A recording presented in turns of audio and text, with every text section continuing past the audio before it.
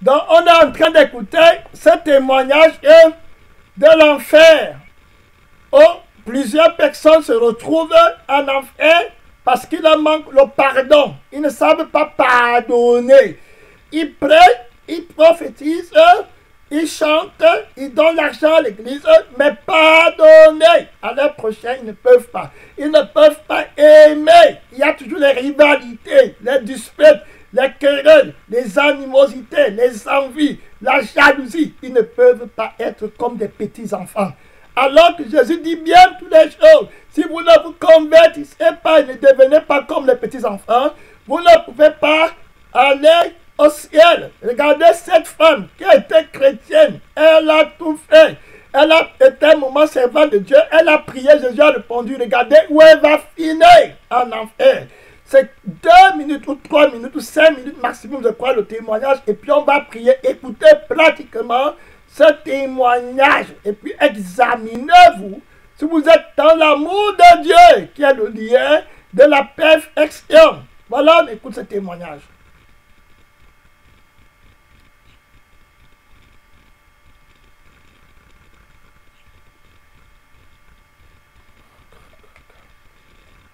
On va le jouer, ce témoignage. Courage à tous les frères qui sont là, ne partez pas. C'est court. Révélation divine de l'enfer, par Marika Baxter, à Catherine de la part de Jésus. C'est pour ce but que tu es né, afin d'écrire et de raconter ce que je t'ai montré. Oui, elle a vraiment répondu. Ok, je prends le témoignage, Éloignant, la femme commença à maudire et jurer à Jésus. Elle criait et pleurait avec rage. Néanmoins nous avons continué notre chemin. J'étais très faible dans le corps. Dans la fosse suivante se trouvait une autre forme squelettique. Je sentis l'odeur de mort même avant que nous ne soyons arrivés. Ce squelette ressemblait aux autres. Je me demandais alors ce que cette âme avait fait pour être perdue et sans espoir, et sans aucun autre qu'une éternité dans cet endroit épouvantable. L'enfer est pour l'éternité. Quand j'entendais les pleurs des âmes dans le tourment, je pleurais aussi. J'entendais la voix d'une femme venant de la fosse qui parlait à Jésus du milieu des flammes. Elle citait la parole de Dieu. « Cher Seigneur, que fait-elle ici ?» demandai-je. « Écoute, dit Jésus. » La femme dit, « Jésus est le chemin, la vérité et la vie. Aucun homme ne vient au Père, mais par lui. Jésus est la lumière du monde. Venez à Jésus et il vous sauvera. » Quand elle parla, plusieurs âmes perdues autour d'elle l'écoutaient. Certains juraient et la maudissaient. Certains lui demandaient d'arrêter. Toutefois d'autres lui demandaient, « Y a-t-il toujours vraiment de l'espoir ?» Ou alors il disait, « Aide-nous, Jésus. » De grands cris de chagrin remplirent l'air. Je ne compris pas ce qui se passait. Je ne savais pas pourquoi la femme prêchait l'évangile ici. Le Seigneur, connaissant mes pensées, me dit, « Ma chère enfant, j'ai appelé cette femme à l'âge de 30 ans pour prêcher ma parole et être un témoin de l'évangile. J'appelle différentes personnes pour différentes missions dans mon corps. Mais si l'homme ou la femme, le garçon ou la fille ne veulent pas de mon esprit, je partirai. » Oui, elle a vraiment répondu à mon appel pendant de nombreuses années et elle a grandi dans la connaissance du Seigneur. Elle a appris ma voix et elle fit beaucoup de bons travaux pour moi. Elle a étudié la parole de Dieu. Elle a prié très souvent et beaucoup de ses prières ont été répondues. Elle a enseigné à beaucoup de personnes la voie de la sainteté. Elle était fidèle dans sa maison. Les années ont passé jusqu'à ce qu'un jour elle a découvert que son mari avait eu une affaire avec une autre femme. Et bien qu'il ait demandé pardon, elle devint amère et ne lui pardonna pas afin d'essayer de sauver son mariage. C'est vrai que son mari l'avait trompée et avait vraiment commis un péché très grave. Mais cette femme connaissait ma parole, elle connaissait le pardon et elle savait qu'à chaque tentation il y a une issue de sortie. Son mari lui demanda de lui pardonner, mais elle ne voulut pas le faire. C'est alors que la colère s'enracina en elle. La colère grandit à l'intérieur d'elle. Elle ne voulut pas me remettre ce problème. Elle devint de plus en plus amère chaque jour et dit dans son cœur, « Me voici ici, je sers Dieu entièrement et mon mari court autour d'une autre femme. Penses-tu que c'est juste ?» me dit-elle. Je dis, « Non, ce n'est pas juste. » Mais il est venu se repentir et a dit qu'il ne recommencera plus jamais ça.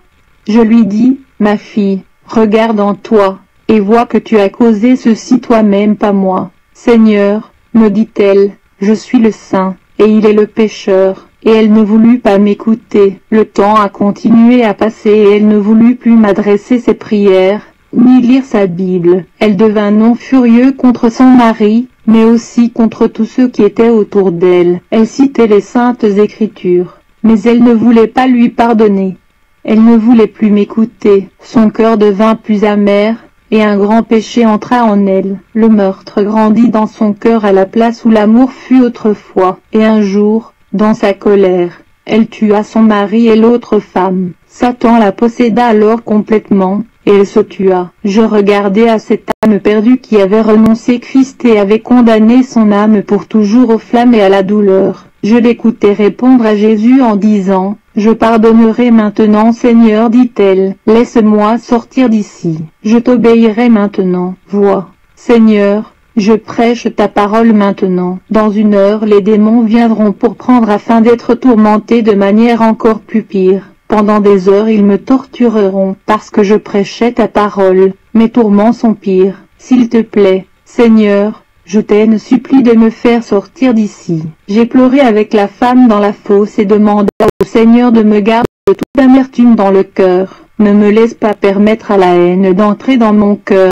Seigneur Jésus, m'exclamai-je. Eh bien, allons-y, dit Jésus. Dans la fosse suivante se trouvait l'âme d'un homme emballé dans sa forme squelettique qui criait à Jésus. Seigneur, pleura-il, aide-moi à comprendre pourquoi je suis ici. Jésus dit, paix, reste tranquille, tu comprends bien pourquoi tu es ici, fais-moi sortir, et je serai bon, supplia l'homme. Le Seigneur lui dit, même dans l'enfer tu mens toujours. Jésus se retourna alors vers moi et dit, cet homme avait la vingtaine quand il vint ici. Il ne voulait pas écouter mon évangile. Il entendit ma parole plusieurs fois et était souvent dans ma maison. Je l'ai attiré par mon esprit au salut. Mais il a voulu le monde et sa convoitise. Il aimait boire et ne faisait pas attention à mon appel. Il a été élevé dans l'église, mais il ne me connaissait pas lui-même. Un jour, il me dit, je te donnerai ma vie un jour, Jésus. Mais ce jour n'arriva jamais, car une nuit après une fête, il eut un accident de voiture et fut tué. Satan l'avait trompé jusqu'à la fin. Il fut instantanément tué, vu qu'il ne voulait pas écouter pas mon appel. Des autres personnes furent aussi tuées dans cet accident. Le travail de Satan est de tuer, voler et détruire. Si seulement ce jeune homme m'avait écouté. Ce n'est pas la volonté du Père que qui que ce soit périsse. Satan voulait l'âme de cet homme, et il l'a détruit par la négligence, le péché et les boissons alcooliques. Beaucoup de maisons et des vies sont détruites chaque année à cause de l'alcool. Si les gens pouvaient seulement comprendre que les convoitises et les désirs du monde sont seulement pour une saison. Si vous venez au Seigneur Jésus, il vous délivrera de l'alcool. Invoquez Jésus et il vous entendra et vous aidera. Il sera votre ami. Souvenez-vous qu'il vous aime et qu'il a aussi le pouvoir de pardonner vos péchés. À tous les chrétiens mariés, Jésus vous avertit que vous ne devez pas commettre l'adultère et désirer quelqu'un du sexe opposé, même lorsque vous ne commettez pas l'adultère, et considérez comme étant être commettre l'adultère dans votre cœur. À vous jeunes gens, abstenez-vous de la drogue et des péchés sexuels. Si vous avez péché, Dieu vous pardonnera. Invoquez-le maintenant pendant qu'il est encore temps. Trouvez un chrétien adulte et mature et demandez-lui si vous pouvez lui parler de vos problèmes. Vous serez heureux d'avoir pris le temps de le faire maintenant dans ce monde avant qu'il ne soit trop tard. Satan vient comme un ange de lumière pour tromper le monde. Ce n'est pas étonnant que les péchés du monde semblaient plaisants à ce jeune homme,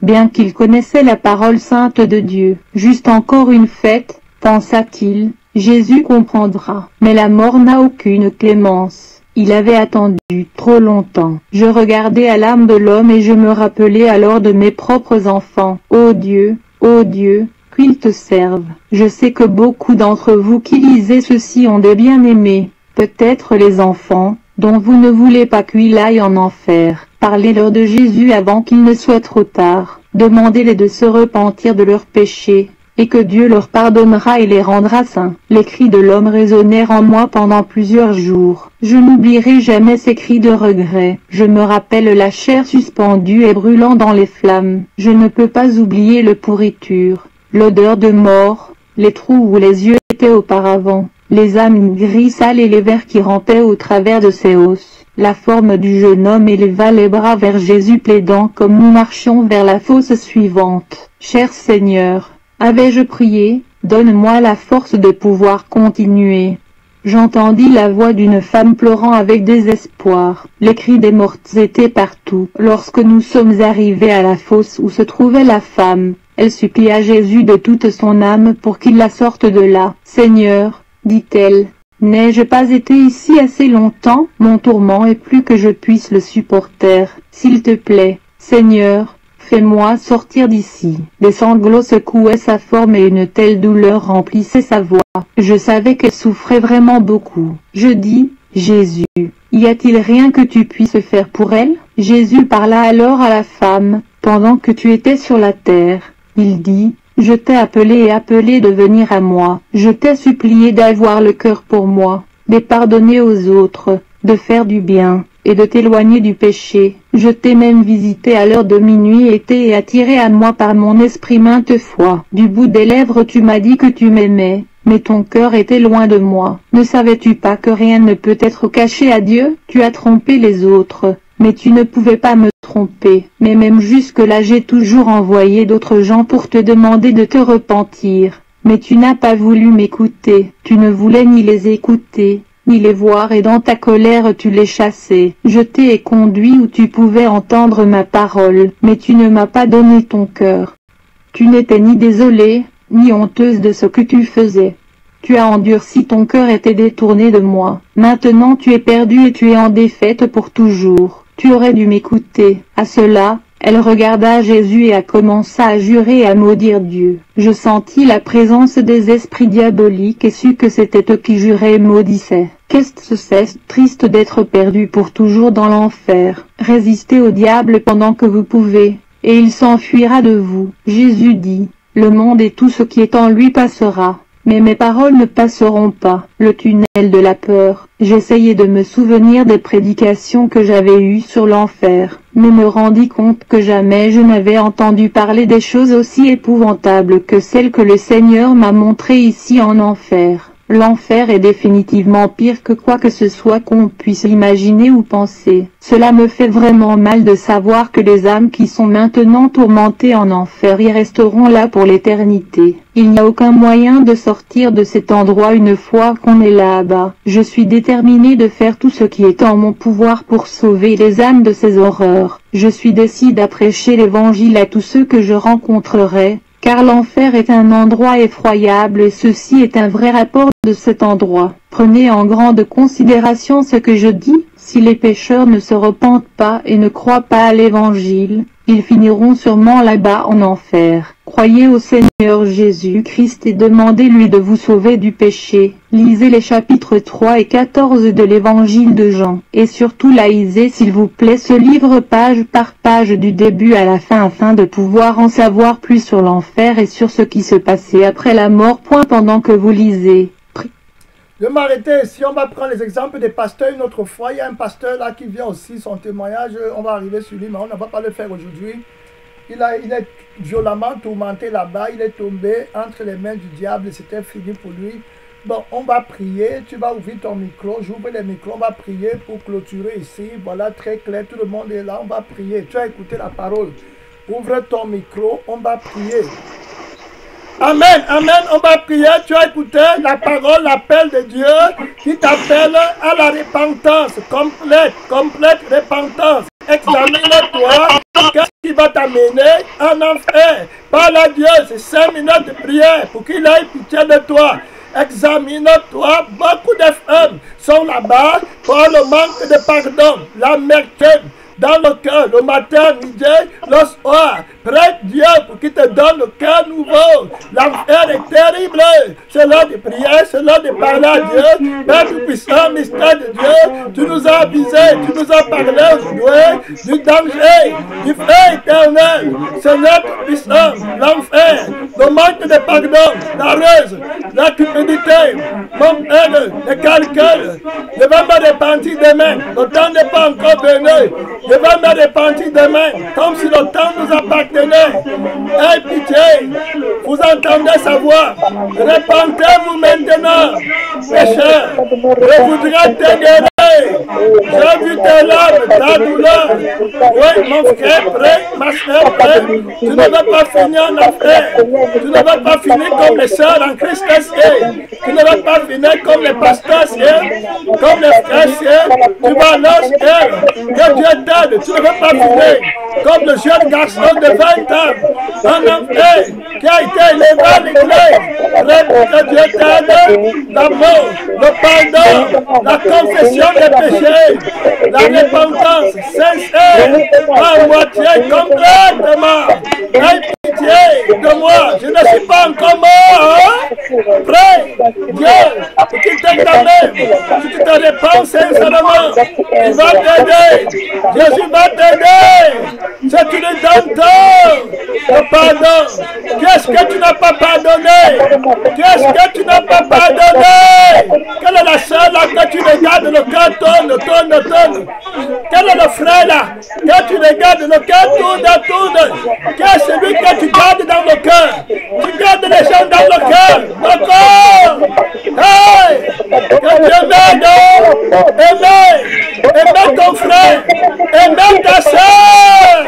Ça va plus que toutes les prières, toutes les connaissances, tous les miracles. Mon frère, toute la foi, jusqu'à déplacer les montagnes. Si tu n'as pas l'amour, tu n'es rien. Tu n'as rien. Aimez. Pense avant toute chose. Aimez. Donne-nous l'amour. Aimez les hommes. Aimez vos ennemis. La parole à Dieu. Aimez même vos ennemis. Aimez. S'ils ont faim, donnez-leur à manger. Mon frère, ma soeur, qui tu n'as pas pardonné. Grand Dieu, aimez la personne là, que tu connais. Mon frère, fais la paix, pardonne. Oui, sonde de toi, examine-toi. La personne avec qui tu es en concurrence. Pourquoi? Le diable qui t'aide. Tu n'as pas pardonné. Tu t'amuses avec Dieu. Il connaît toutes les choses. Si tu avais vraiment servi Dieu, tu ne serais pas un enfer aujourd'hui. Frère, ma soeur, pardonner. L'homme qui t'a violé, tu n'as pardonné. Il t'a violé, tu n'as pardonné.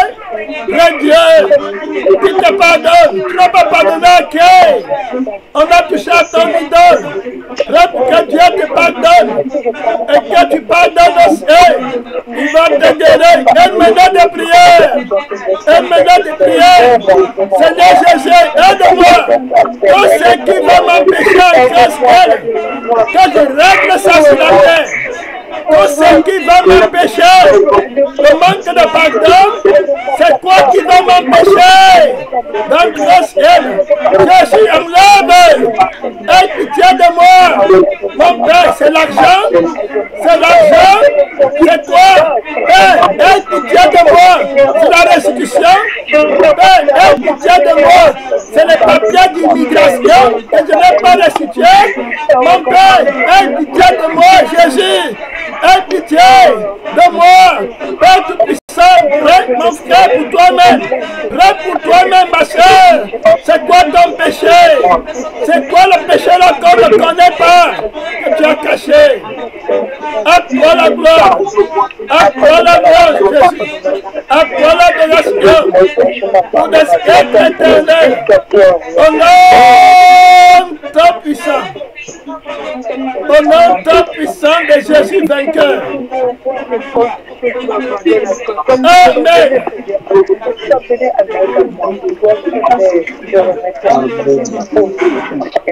Amen. Amen. Les gens de messagers, amen. Amen. Amen. Amen.